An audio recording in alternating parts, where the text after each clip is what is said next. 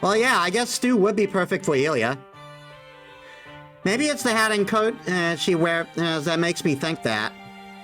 Whatever the case, I don't have a problem with making stew for dinner.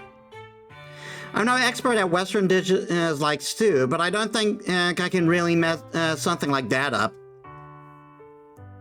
But before that, it's a little before 6 o'clock. I still have some time before I need to cook. We had training, so I've done my share of sweating today. Seems like now would be a good time to take a bath. Taking a bath before dinner might be a hassle, but Tosaka and Saber usually do it right after dinner, so it'd be pretty late by the time it was my turn. The hallway is cold. The heaters have rooms nice and warm, but once I'm out in the hallway, I can feel the wintry chill.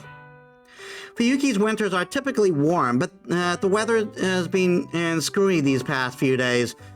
I know that feeling.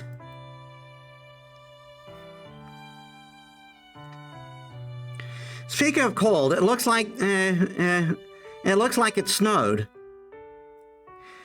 I must not have noticed because it only lasted for less than an hour and didn't snow a large amount.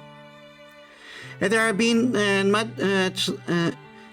much snow on the ground, my yard would be packed with an entire army of snowmen, which really sucks to clean up. In that sense, I'm glad it didn't snow much. Of course, the snowman army would be the work of a single person. I can't help but smile as I remember when it snowed last year, and her cold-ridden hands grip the lectern. Huh? I was thinking of taking a shower, but the bathroom is already warm. Oh dear. I hear something moving in the water. I strain my eyes and try to keep the try to see the bathtub through the haze of steam. Hello.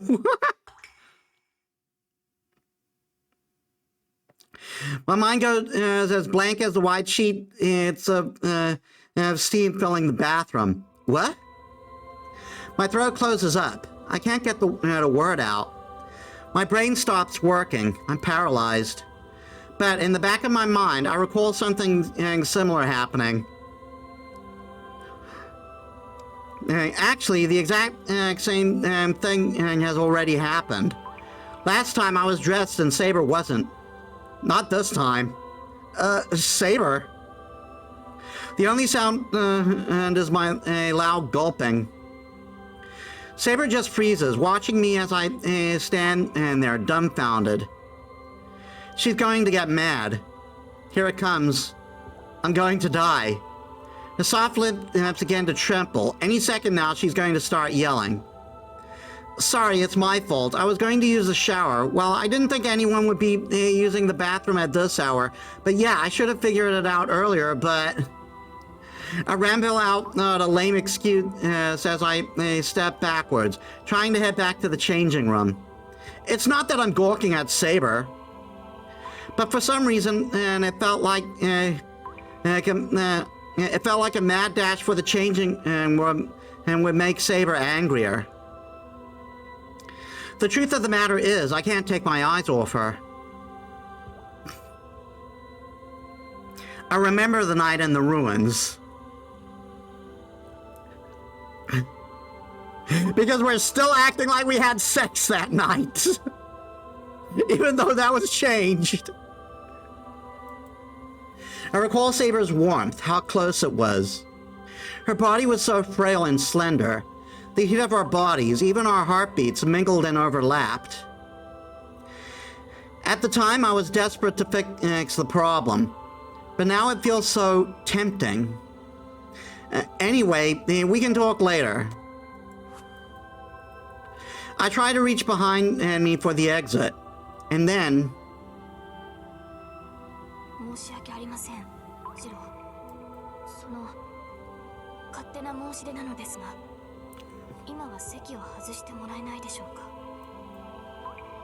Saber averts her gaze, her voice oddly muffled. Her voice oddly muffled. Eh? Now I really don't know what to think.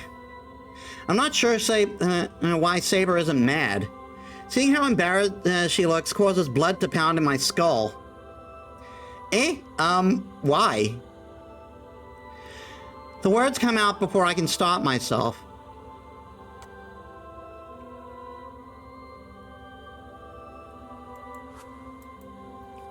Saber looks down and even more apologetically.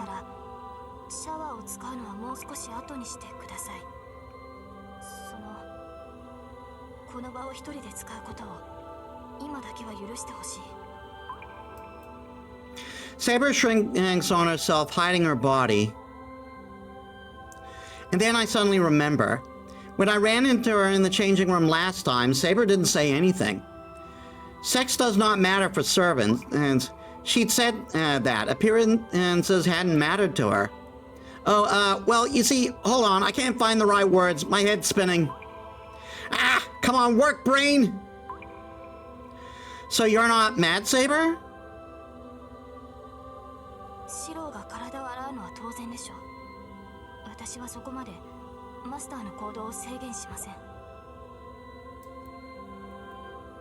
I get it.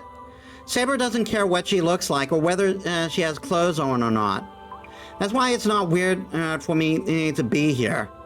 The bathroom is a place to wash one's body, so my presence isn't strange. It doesn't matter whether Saber's here or not. Knowing that helps, but I have a feeling I'm wrong. So then, I don't think it would be a problem if I use the shower right now, you know. For God's sake, Shiro.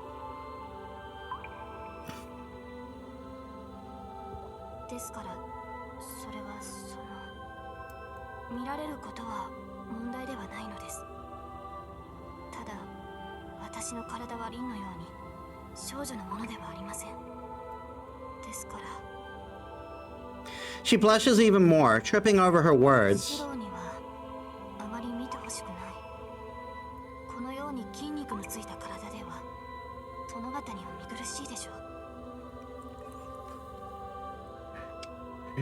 By all means, I'm well fine with that. Show me the maps. If you're comfortable with it, of course.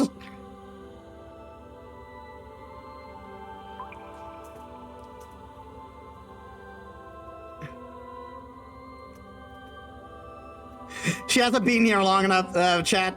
She hasn't seen the internet. She sounds so bashful. I almost faint, and for just so many reasons. You fool! I would never think. I would never think that. Saber's body is a long way from it, sightly. She says she's rugged, but that's never bothered me. Shiro is a man of culture. I knocked over my speaker.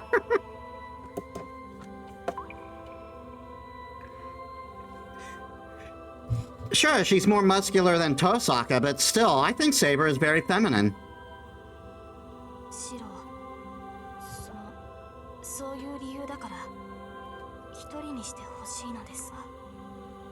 I mean, common decency, give her some privacy, dude.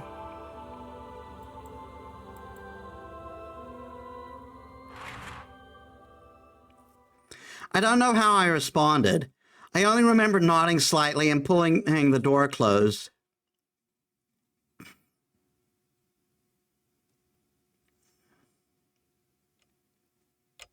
And so the day ends. Dinner was chaotic. Ilya got chattier with each meal, and she and Tosaka have gotten to this weird point where I'm not sure whether they're fighting or being friendly. Saber has accepted Ilya's presence here, but she hasn't warmed up to her. More than that, Saber gets pretty frowny whenever Ilya gets near me. These past few days have been just plain rough. The normal routine of just a few days ago has devolved into complete chaos.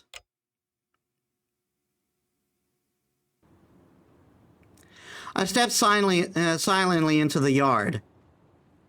It's just about time for the calendar to roll over to the next day. I walk beneath the pale moonlight of the moon, leaving faint puffs of white breath in my wake.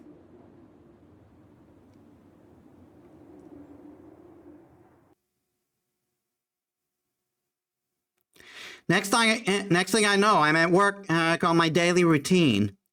I don't really need to train out here since Tosak is teaching me. But I'm still on the cold. But I still sit on the cold ground and check on things I've been working on for so long. I'm not doing this because I'm worried about my skills. It's more that I find doing it soothing. I've been doing this for years, so just not doing it would feel weird. Trace on. I put in even more effort into tonight's training. Persaka told me not to do it anymore, but I can't just do as she says. If I can master this projection thing, it means I could do a lot. I could be a lot more helpful to Saber. And the heat from earlier is still lingering within me.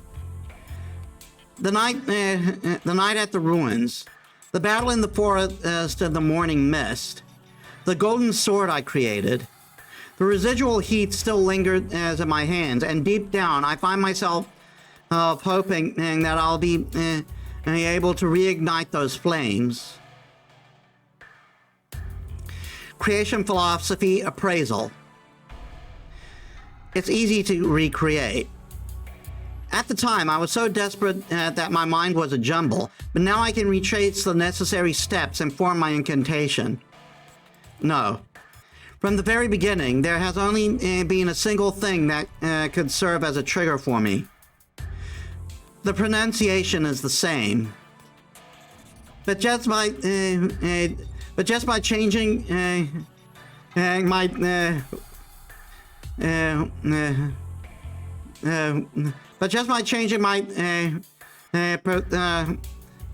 my perception and of how it is said, it will become something entirely mine, my own original spell.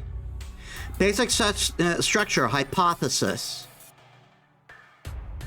I know very well how dangerous this is. Tosaka doesn't need to remind me. And yet I still do it because I have a death wish. I really have no business getting anywhere near projection magecraft. It's completely beyond me. Venturing so brazenly into dangerous waters can lead only to death. End hypothesis. Now instant nothingness.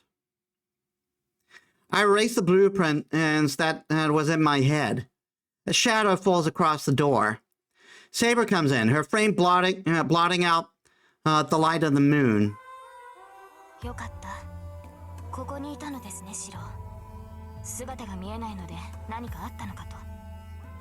Now I'm going to drag your fucking stupid ass to bed! Huh? No, nothing's happened. I couldn't sleep, so I came here to do some mental exercises. Once I finish, I'll head back to my room, so you don't need to worry.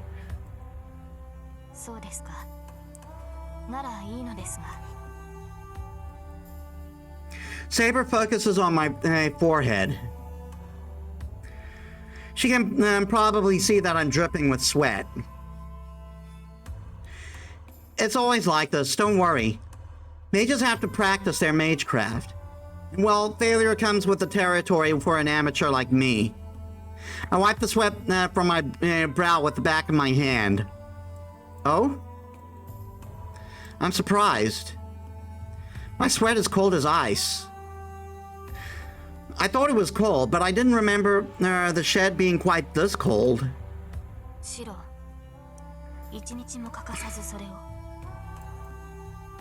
Well, yeah, as much as I possibly could. It's a daily routine my old man taught me, so I should at least keep to it. As soon as I finish speaking, I regret my bluff. I regret telling her this is my daily routine. My intent was to boast to Saber.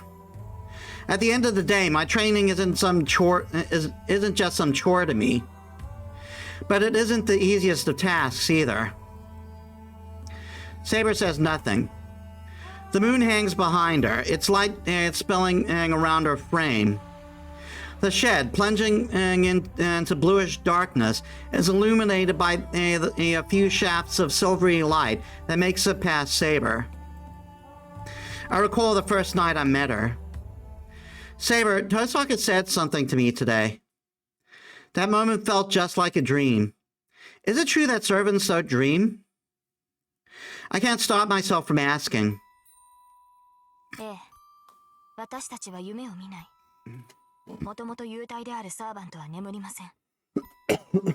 Excuse me?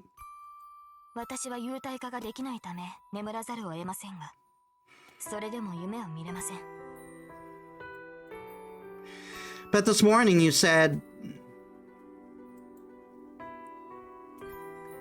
There is a brief silence. She closes her eyes, then apparently, having made up her mind...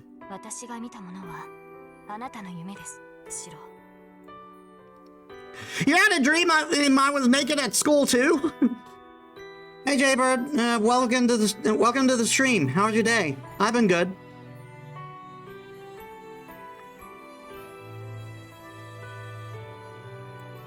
Master and servant are emotionally connected. 結びつきが強くなれば、相手の過去を垣間見ることもあるでしょう。Cool. You dreamed of my past? はい。あなたの心に踏み入る行為だとは分かっていたのですが、私には拒むことができなかった。それをどうか許してください、シロ。How could you violate my privacy, Saber? It doesn't matter that you did it on accident. I kid. I did the same thing. Saber's past. I've seen several scenes from her life before she became a servant now. Don't be silly. It's not your fault. You can't help what you dream about. And I have to apologize too. My past is pretty boring. Seeing something that boring probably makes you want to have to sleep.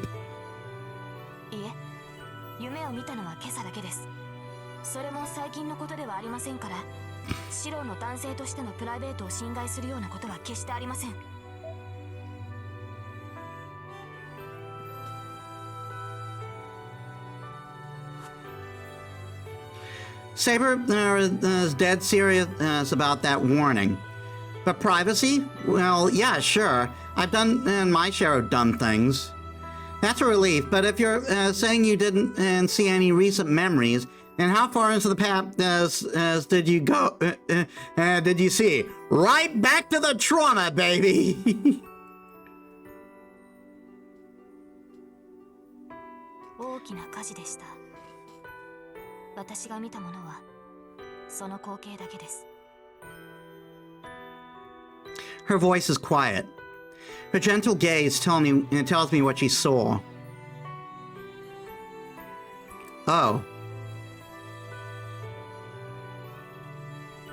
That dream.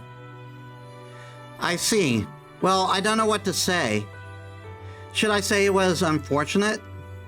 It's like going to a movie theater expecting to see a movie you know, but you somehow end up in the wrong theater and end up getting a completely different show.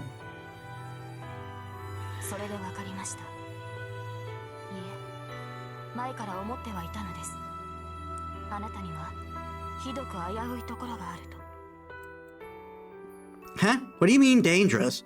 Well, yeah, I'm sure the odds are plenty stacked against me from your point of view.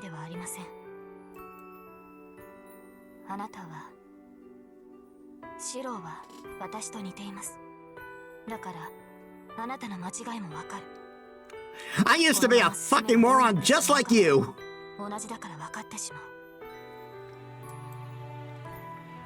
I don't think I made any mistakes.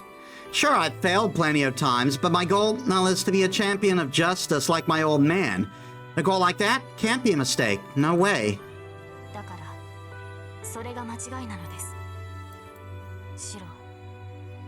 あの事故はあなたのせいでもないし、その責任はあなたが負うべきものでもない。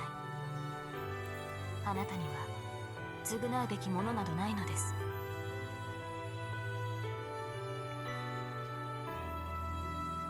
That's obvious. It was just an accident, and I was just a victim. Sure, I may be dealing with survivor's 以 guilt. 前リンが言っていました。シローの自己犠牲と献身ぶりは異常だと。あなたは自らの命を代価として人を助けようとするのではない。あなたは単に初めから自分の命が感情に入っていないのではないですか。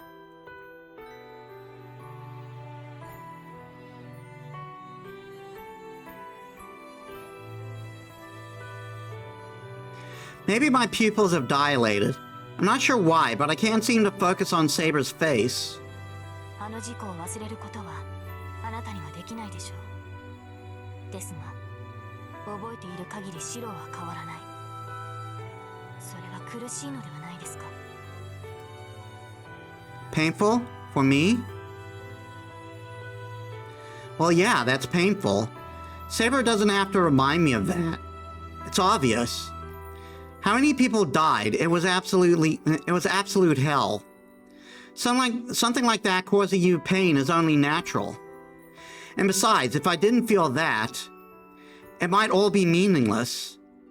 Yeah, you're right. It is painful to remember. But it's in the past now. There's nothing I can do about it. Saber doesn't answer. Instead, she claws her arm in frustration. 私は聖杯を手に入れなければならない。けれど、それはシローにも当てはまる。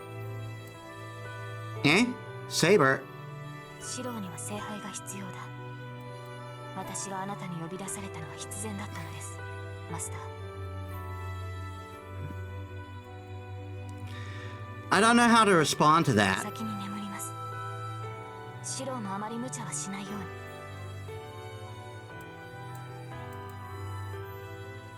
Saber leaves. I fold my arms and think. Do I need the Holy Grail? A vessel that grants wishes to its possessor. A vessel which contains unlimited quantities of magical energy, for which it said nothing is impossible. Were I to get it, it could easily grant my wish. No, that's wrong. No matter how I look at it, I don't need the Holy Grail. Nope, I definitely don't need it. Because I don't have any wishes that can't come true, or hope for any or hope for anything that's impossible. I couldn't have a dream if it weren't something I could attain myself. The night grows darker. In the familiar old shed, lit only by the moon, I listen to the distant wind.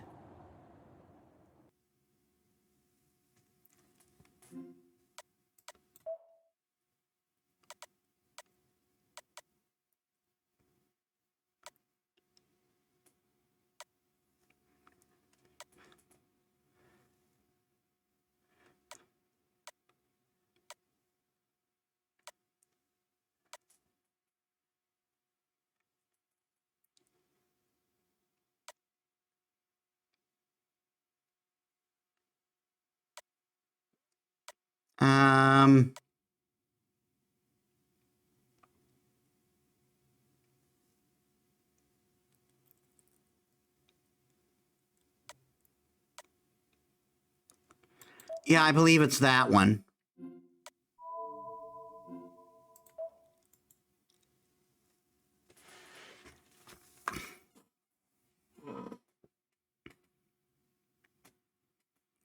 Infinity Arms, February 13th.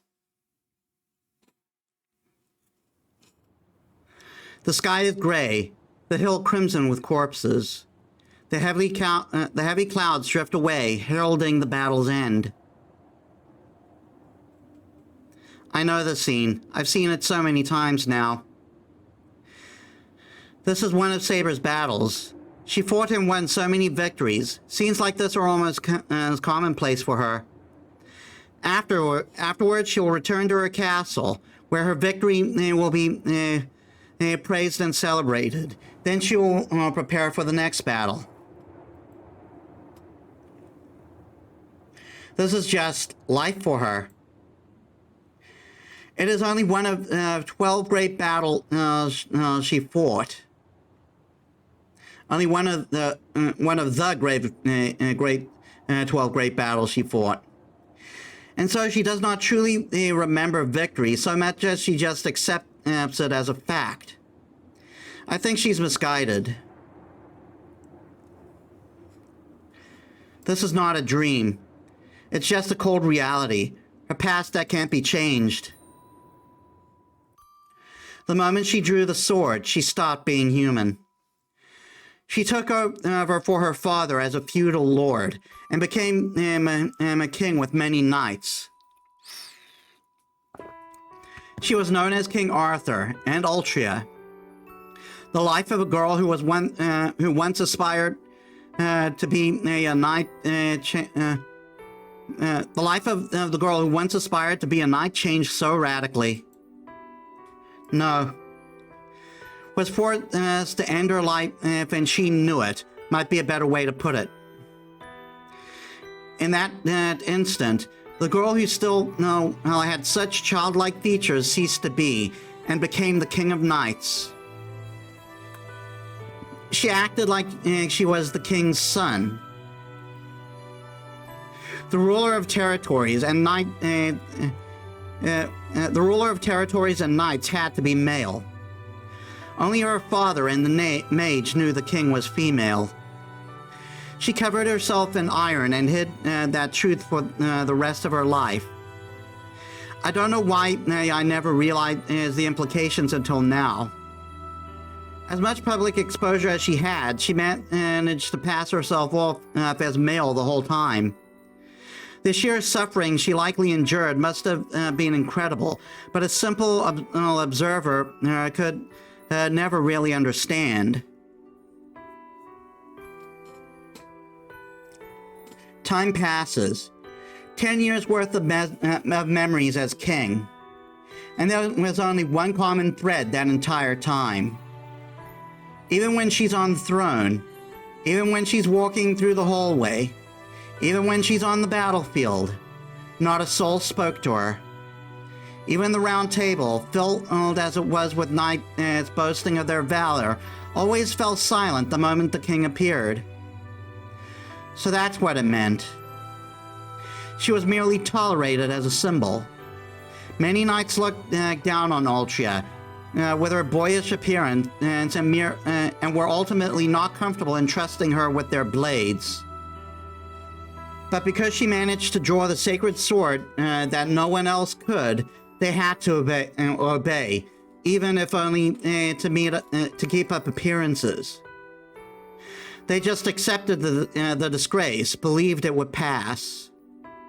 Sacred sword or no, the king was merely a child. Even with Merlin's support, the king would surely fail eventually. When that happens, they need only take the sacred sword from her and select a new king. That's probably what the most of the knights thought. But that's not how it went. The knight, only just reaching adulthood, was a flawless king. She enforced peace among the squabbling lords and fought off invaders as well. Of course, this wasn't true of the sacred. This wasn't due to the sacred sword's powers. The sacred sword only protects the king. The king, on the other hand, protects her nation. And through her deeds, she was always able to maintain control of her knights. The sacred sword protects her only from her enemies. It does nothing to help her hold sway over the hearts of her subjects. She worked herself to the bone to be the ideal king to all. At that point, the knights had no choice but to obey. They held their satisfaction for the young king in check because the king was truly perfect. She strived to be an ideal king. The only condition for the king's support was that their king be exactly that, the ideal king. There was no room for Ulcia to be a human being. She could be a king and only a king. The peerless knight who drew the sacred sword, who stopped aging from that moment, who went on to win 12 great wars. The more perfect she became, the more people stayed away from her. As this continued, the king grew more and more isolated. That was who she was. But she did well. In fact, she did too well. She defeated her enemies and minimized her own side's casualties. No matter the battle, sacrifices must be made. So she believed it was her duty to make sacrifices, to bolster her army, and to defeat the enemy without wasting lives. She would strip the resources from one village to prepare her army, then defeat the invaders before they could strike their land, saving perhaps 10 villages. That was the king's approach, and it proved the best strategy at the time. But the knights must not have been happy. To them, only the foreign invader should have died, and the only true victory is made without any such sacrifices. There shouldn't be any need for to sacrifice a territory before battle. They were going to win regardless, so sacrifices were pointless. There wouldn't be any sacrifices, so the king's actions were a waste. It was, of course, total nonsense. Once battle began, the knights spared not a single thought for those little villages. No one thought twice about trampling the villages. Protecting them was never a consideration. Knights claim there's nothing to be done when the enemy destroys such villages, but to let them be destroyed is a great crime. Obviously, she knew that. But a king cannot worry about their personal feelings. She had to kill her emotions to make her decisions, and her knights had to suppress their own feelings to obey. And so sacrifices are made, and that string of victories stabilizes the nation. In return, animosity for the king grew. King Arthur just doesn't understand how people feel. So one night it was heard to say as they left the castle, "What a ridiculous story. She was expected not to be human, but they hated her precisely because she didn't have human emotions." The age of war continued. The animosity of the knights who had been dissatisfied with the king only grew more so after that knight left. They forced her to deal with every foreign and domestic enemy in hopes of pushing her over the edge. Collapse was imminent. If these many problems confronting the nation were never resolved, it would crumble. Even if all of them were resolved, what awaits more of the same. But that did not concern the king. Even should she be abandoned, feared, or betrayed, she will remain steadfast. Because she had long since made up her mind. She abandoned her emotions the moment she decided to draw that sword. This happened long, long ago. Knights from across the nation gathered to try to draw the sword from the stone, but none of them could do it, and the knights instead showcased their skill on horseback, eager to crown the best among them king. The knights flocked to the arena in droves. The sword and the stone lay outside, forgotten. From afar, it looked more like a festival. Even in the distance, the sound of valiant cavalrymen clashing is audible. The knights clashed in the distance, and the rock lay forgotten. What was going through the girl's mind as she stood in front of the rock. Before she realized it, an unknown mage stood behind her. それを手に取る前にきちんと考えた方がいい。 He tries to stop her for her own good. それを手にしたが最後、君は人間ではなくなるよ。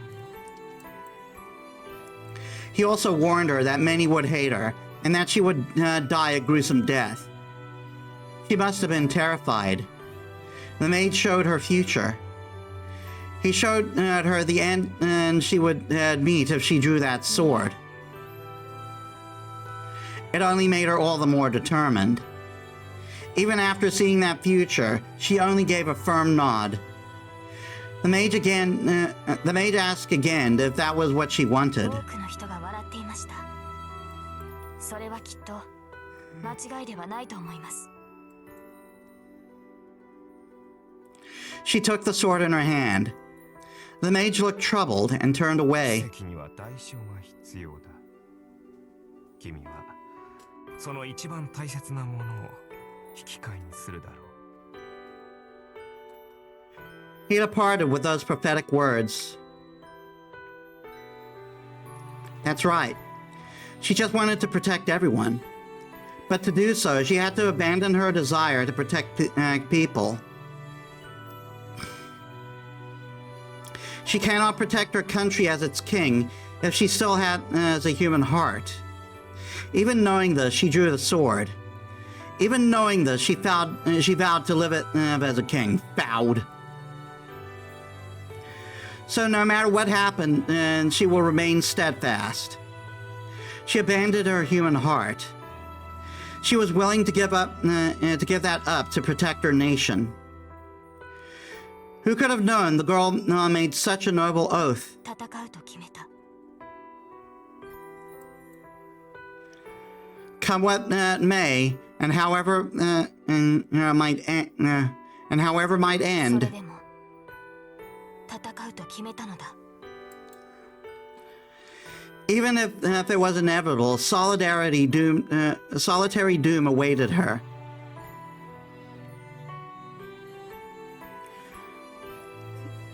And her end did come. The Battle of Cumlin. King Arthur set out on a campaign, and one of her knights usurped her throne, splitting the nation in two, and sparked a terrible conflict. The legend has it that this battle brought an end to knighthood and chivalry. She killed every knight who once served her and invaded the land she fought to defend. All the knights who followed her were gone, and her own body lay injured and immobile. There was no one left around her. As ever, nothing has changed. All she had in her heart was the pride of a king. She'd known about this ending. Still, she believed there was something to be gained from this failure, which is why she kept fighting without ever failing or disgracing herself. She had not regrets. Feels like that should be she had no regrets. If she were to have one, then it would be seeing her nation in ruin. She raised her gaze. Maybe she would be able to see her castle in the distance from the hill. She saw only the aftermath of the battle, a dense forest, and a lake to which she must return. That's right. The hill she'd meant to charge over has become a wall she can't climb. Strength left her body. For the first time, she loosened her grip on the sacred sword. And that's where it ended. It was only natural that the dream would end here. Since there is nothing beyond the moment, that moment in her memories. And that is why this end cannot be rewritten. She worked so hard, and she was resented, betrayed. Nobody understood that she loved her people more than her nation. She came to be known as a merciless king. She was never rewarded or understood. On top of that crimson-stained and sword-strewn hill, the girl sat on the edge of death, isolated and betrayed.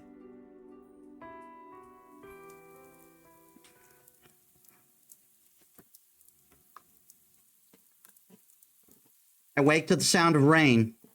It's morning. I grip my spinning head and sit up.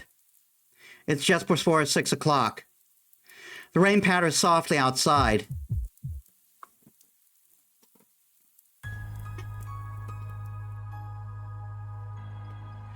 That dream I just had. No, there's no doubt about it. It was Saber's past. It was the end of her life a long, long time ago. Nothing can change that now. I grip my teeth. I can hear them grinding. I don't know why, but I'm so mad. Damn, what the hell was that? Just thinking about it pisses me off. Her past, the fact she didn't think of anything of it. Me thinking the dream was nothing before. Ah! I hate it. I don't even understand why, but it's making me angry.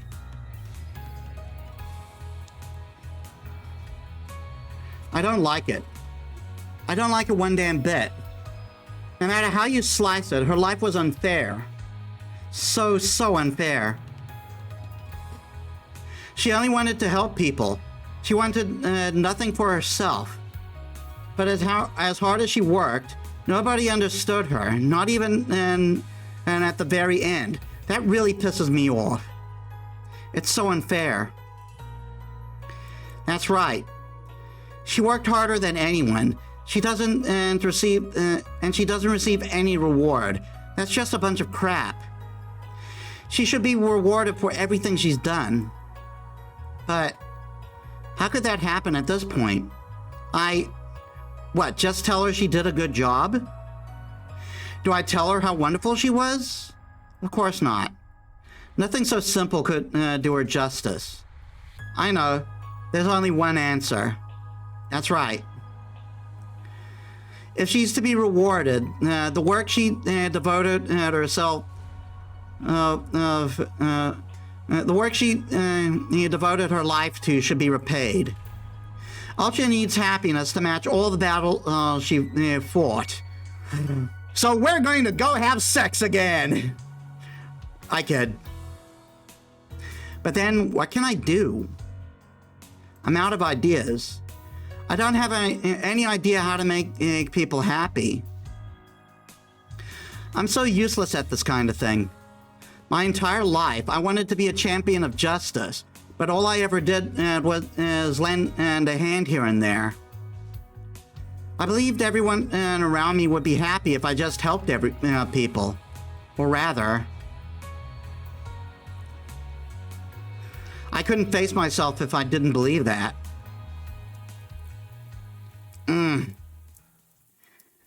Helping people and saving people are very much not the same thing. And if I don't understand the difference myself, I can't possibly reward Saber.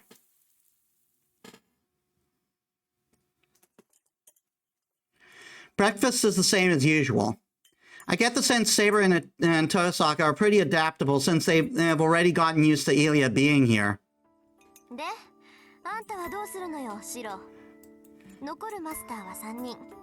聖杯戦争だって期限がないってわけじゃないんだから、そろそろ行動に移らないとまずいわよ。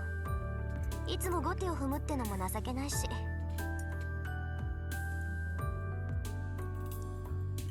Tosaka's right. There's nothing wrong with me physically, and Saber's completely healed. We should be done resting as of yesterday. You're right. You say we need to make a move, but it'll have to be at night. We're going to do the same things we've been doing during the day. 本気？まあ相手の情報がないんだから闇雲に出歩いても仕方がないけどさ。じゃあシロは今日もセイバーにいじめられるわけ？ She's just telling it as it is, chat.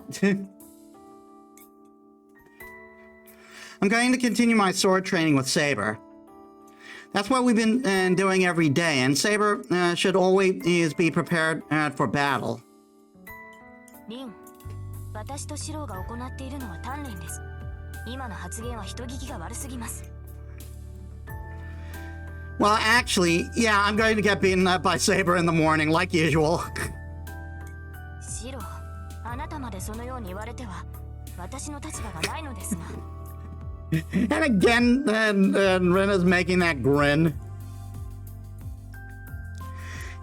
Oh, sorry, Saber, I wasn't listening. ですから、リンの言いぶりは乱暴すぎるという件です。It should be I'm beating the crap out of you. まったく、どうしたのですシロ。今朝は覇気が感じられません。朝食もどことなく彩りに欠けますし、昨日も遅くまで蔵にいたのですか？ Saber may be questioning me, but there's no real bite to it. I can sense that she trusts me, which makes it even harder to meet her gaze now. If our eyes meet, I can't help thinking of that scene on the hill. わかりました。後ほどカツを入れて差し上げます。それでは今日も道場で鍛錬をするでいいのですね、シロ。Yeah, what about you, Ilya? 私も昨日と同じだよ。雨に濡れるのは嫌いだから外に出たくないわ。 Got it. That's perfect. I'd rather you stay in the house since it's dangerous to go outside. 昨日みたいにお弁当作ってくれるなら一緒にいてあげてもいいよ。It seems like Ilya took a liking to the bento yesterday. I'm a little embarrassed that something so simple pleased her, but at the same time, I'm glad to know Ilya enjoyed the bento I made. なんだ、それじゃあ昨日と同じってことね。私も調べ物があるから部屋にこもるけど、午後になったら顔を出しなさい。ちょっと話があるから。調べ物ですか？そう。セイバーなら分かってると思うけど、昨日から竜道寺の様子がおかしいのよ。あれだけ精力的にやってた魔力集めも止まってるし、何か動きがあったのは明白でしょ。まあ残ったマスターの中で一番厄介そうなのは竜道寺のやつだしね。使いまでもこしらえて中の様子を探ってみるわ。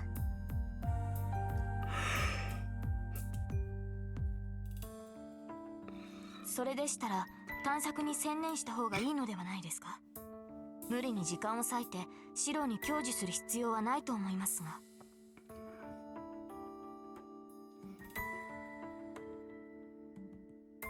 まあそこはそれ。悪いけど我慢してちょうだい。私もね、まだ危なっかしくて放っておけないのよ。敵に殺されるのならいいけど、魔術をしくじって自滅でもされたら死として面目がないでしょ。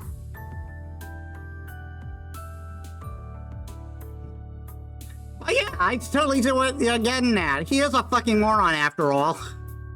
はい。リンの言う通りです。私はどうかしていました。リンの授業が必要ないなんてどうして思ってしまったのか。その理由は簡単だけど、まあ知らぬが花ってことで。それじゃあ午前中の鍛錬頑張ってね。そいつ頑丈だから死なない程度に痛めつけるぐらいが最適よ。But not too far to the end, to an inch of his life. He still needs to make food.